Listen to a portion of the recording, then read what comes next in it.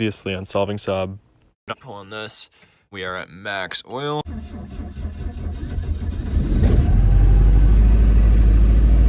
Oh, we got it.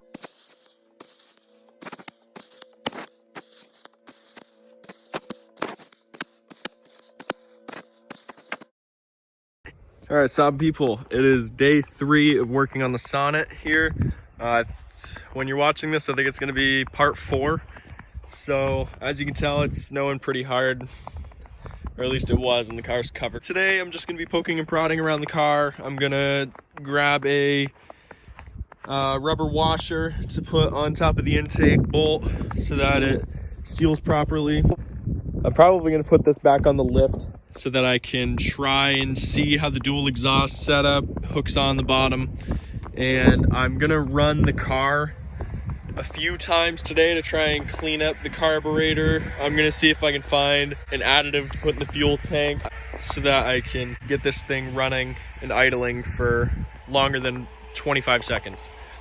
Also, the clutch is sticking, so I have a couple of ideas for that. I can either put it on the lift, throw it in 4th gear, and start it up, or front bumper up against the side of the barn, leave it in 4th gear, start it up, and that should break the clutch free. I'm not really worried about breaking this clutch because I have a whole nother clutch plate and a brand new transmission for this over in the hay barn, as you can see through the woods over there. So I'll just have to go over there and get that for an install another day. But let's see what we can do for this car right now. Right, so we're gonna have to find a rubber washer of some type. I'm thinking I can find a roofing screw somewhere on the table over here or deeper into the barn. My dad said there were some roofing screws that I could pull the rubber off of. I'm gonna go ahead and bring this out here, these two things, because that's the setup for the dual exit exhaust. I gotta get some lights on in here. That's the light switch. There we go. Oh, there's a door right there. Okay. All right, let's see what we can find. All right, I've been looking on this bench for a while now. I can't find any roofing screws. There should be some roofing screws in the bottom of this right here, somewhere in these white containers. All right, well, looking through this, I found a roofing screw. Well, you can't see that very well, but it looks pretty thin. I'm gonna see if I can find a thicker roofing screw, but I'm still gonna keep this in my pocket for right now. Another roofing screw, this one's a little bit bigger, and it looks like the rubber will be able to separate from the top of the screw a bit easier. All right, now let's see if we can get that rubber washer from the roofing screw onto the bolt there. Well, if I keep this thing, it depends on how many views I'm getting, and if I start to get monetized on YouTube, I'll be able to put actual money into this. Kind of short on funds here. If I blow up on YouTube for working on this car, we'll see about getting it painted up. So right now, the paint is in absolute horrible shape, so I don't really care about scraping up the car anyway, because we're gonna have to take it all off. All right, so I've got a whole pocket full of bolts here. All right, there's the first one. I'm gonna take this intake. I'm gonna throw the engine cover back on, and then I'm going to try and see if I can get one of these filters out. Hey, you know, I just realized my dad told me I should put this in there to see if I can clean some more gunk out of the carburetor, since right after we did the rebuild kit, we left the car sitting for about 3 years. So let's go ahead and put a cap full of this in the gas, and then I will work on the filters. I just put about 7 milliliters of this cleaner stuff for fuel into the tank, and now I'm gonna go grab some ethanol fuel out of my dad's truck there, throw it in, and that'll hopefully get it washed into the carburetor and clean it out. All right, right now I'm just going ahead and putting in 7 more milliliters to get around 15 into the engine there. I'm putting in fuel now. I'm gonna pull the filters off of the intake and see if we can find a match down at Napa. When I was over here the first time and I was about to start videoing, I was taking a look at the intake, and the rooster we have keeps attacking me. So, I mean, I'm not gonna say it hurts, but it certainly doesn't tickle. So I threw on some snow pants because my legs were cold anyway. It's like a cold air intake, basically. This was common on Sonnet engines that were V4s for the Saab Sonnet 3. For whatever reason, I'm kind of noticing that the engine in the Sonnet, it supposedly, well, actually, I know it did because I witnessed it. The engine in that came out of a 9.6. I'm not really sure why it looks so much like an original Sonnet engine. So what I'm thinking is the reason for all of this is because the engine in this car and in the other car are the exact same thing. So I'm gonna do some more research tonight. When it starts to get darker out, and I don't have much daylight or time left, I'm gonna look for a serial number on this engine and see what the year is, what kind of engine it is, all that. And then I'm going to go over to the hay barn where I have the original engine from this that's all seized up and look for a serial number on that. And if they match up, then I know that the 9.6 had the exact same engine as the Sonnets. When I look up on Google Images, a Saab Sonnet 3 Bonhams engine, B-O-N-H-A-M-S, the exact engine I have, the same looking one, comes up with that exact intake that's in there, which makes no sense to me. So for right now, let's open up this intake here and check out these filters. All right, let's see. So coincidentally, I actually found this screwdriver that you're supposed to put different bits in, but it turns out to be the 8mm that I need to get these nuts off.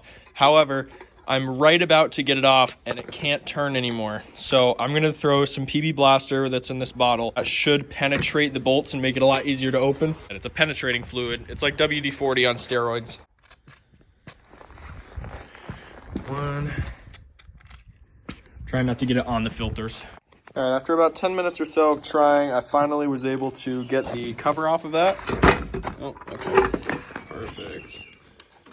So basically what I had to do was undo that bolt and then just grab something with a large set of jaws, like this tool right here, and pull the cover off right here. Slap the filter and it came loose, but it was really stuck in there because of all the corrosion from over the years. Shut up! God, man. We have a part number on here in case anyone's interested. It is a MANN filter, M-A-N-N, and looks like the serial number is 1132, or item number, whatever you want to call it. All right, I couldn't find an Allen wrench. Actually, that's not true. I could find an Allen wrench if I wanted to. The problem is I'm too lazy to do it because it's too simple of a job to actually go get the correct tool for. I'll show you. It looks pretty spiffy. So a little wiggly. Let's throw the pipe back on where it needs to go. Where'd it go? There it is. All right, there we go. So I fed the tube under and I pulled it a little more because whatever this is plugged into back here is movable. Oh, what do we got there? Split line. I wonder what that's for. Might be the reason something's not working on the inside. We'll figure that out later though. Let's try and get this thing started up. Oh, hey, actually, just realized. I figured out by talking with my dad where the coolant goes. Right there. And it looks pretty darn low and gross. So, probably shouldn't be running this without coolant. All right, let's go ahead and see if we can get this thing started once again. Push the clutch.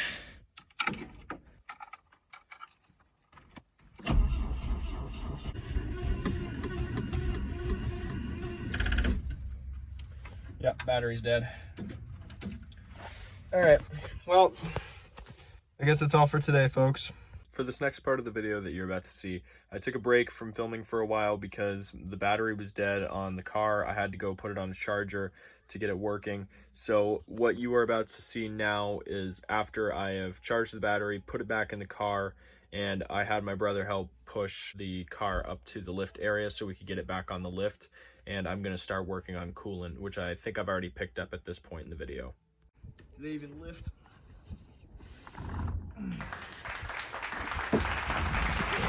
Right now we are draining the coolant out of the radiator. I know this is kind of sudden because I didn't talk about it before, but that is what we're doing. And instead of having a metric wrench, it's using a 7/16. So All right, so the store did not have any of the air filters we needed, but I did pick up coolant. That is what the coolant looked like. It's supposed to be green. That, as you can tell, is not green. Picked up some fresh 50/50, threw it in. So you should like that a lot more. I also ran some water through it and then more coolant to flush out the system quite a bit. So that should be pretty good. Get that cap back on there.